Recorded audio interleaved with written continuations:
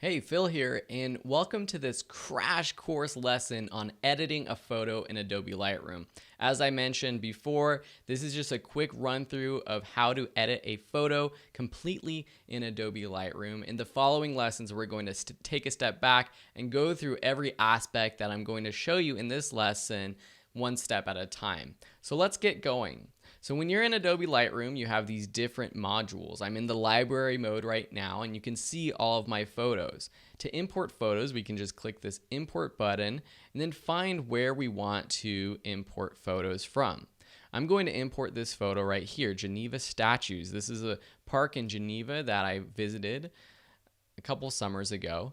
And when I'm ready to edit, I can click this Develop tab, and this gives us all the options for editing. I can kind of open and close these different windows to give me more room to edit if I want.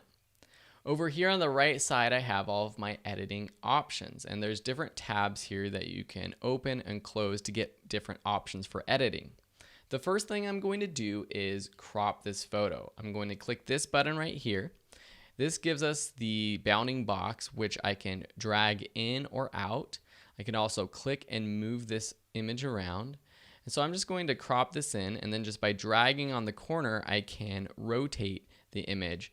And I'm trying to horizontally align it to the bricks right here. I'm going to undo that just by pressing Control Z on my keyboard or Command Z on my keyboard if you're on a Mac. And let me just actually reset. You can go back to the very beginning without any edits you've made by going to reset, because I want to show you something very cool. So if I click crop again, I'm going to crop in. I'm going to move it right here. There's a cool way to automatically level a photo to a horizon or to a line in your photo, and that's with this little level tool right here. If I click this button right here, then go on top of my image and then just drag a line across the horizon or whatever I want to be level, it will automatically rotate the image to that point. Then when you're happy with your crop, you can just press the return key or the done button in the bottom right. So for this photo, I want to make it kind of cool. So I'm going to drop down my basic tab. We have our white balance editing tools right here. The white balance is fairly good.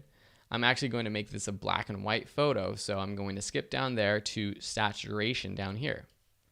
Then I'm going to play with the contrast and the exposure. I can control the entire exposure of the image right here with this slider, the entire contrast with this slider, or I can edit individual parts of the image, the highlights, shadows, whites, blacks with these sliders. So if I want to add more contrast, I can bring down the blacks and bring down the shadows and maybe bring up the whites a little bit. I want to make this super contrasty, so I'm just going to make this a little bit extreme, but I think the way this photo is with the statues, it works well if it's super contrasty. I can even bring up this contrast slider a bit, maybe drop the exposure overall. I might go back to crop and just crop in just a little bit. So just to this top step right here. So we're in just a little bit more. Just return on my keyboard. Make sure we're not cutting off that guy's head. These next options are other ways that we can edit the exposure of different parts. This is the tone curve, and we're going to be going over this in the future lessons. Really, the rest of these I'm not too much interested in. The only thing I might be interested in right now is the effects tab, and this has vignetting. So if I want to add a vignette, I can add a vignette by dragging down this slider, and I might add just a little bit of a vignette, add some more feathering, and let the highlights come through a little bit more. So I think that's pretty darn cool, kind of scary actually. There's lots of these other tools we're going to be going over in the class, but this is pretty cool. If I want to compare this to the original image, I can click this button right here, which is the comparison before after, and then I can cycle through the before and after settings just by clicking through it. I think it's pretty cool. This is kind of an artsy pic. Maybe I would print and put up on the wall. Say I'm happy with it. Let's export it. If I go up here and go back to library, the quickest way to export is just by selecting that photo and clicking this export button. Or while I'm in the develop tab with my toolbar film strip down here, and have the photo selected, I can just go up to File, Export, or Command-Shift-E on a Mac, or Control-Shift-E on a PC.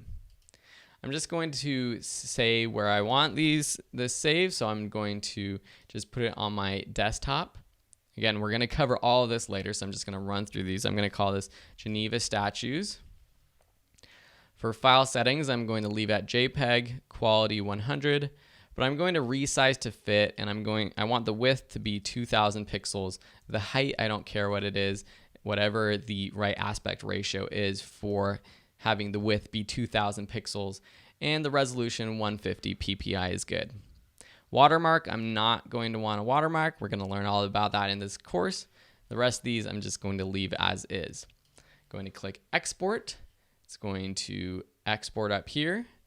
And then if we go to our desktop and open Geneva Statues, we have this edited image. Super cool. I think I am going to print this out. I've always loved this photo. I love this statue. I love this park. It means a lot to me. I studied abroad in Germany, and I was able to visit family in Switzerland. And then I took my wife back to Switzerland, and that's actually, I proposed to her in Switzerland, not at this park, but in Sion, Switzerland, where my great-grandfather is from, actually. So yeah, Switzerland's a great place. And enough about that, enough about me. This is the first photo that I edited in this course for you guys. Hopefully you get a rough idea about how easy it actually is to edit in Adobe Lightroom. From now on, we're going to break down all of the different aspects, going from the program layout, importing, organizing, to all the basic editing features, explaining exactly what each of those are, then going into some more advanced editing tools, followed by some techniques, more advanced techniques, and walkthroughs of our entire editing process. Thank you so much again for enjoying or enrolling in this class, and I hope you're enjoying this class so far, and we'll see you in another lesson. Bye.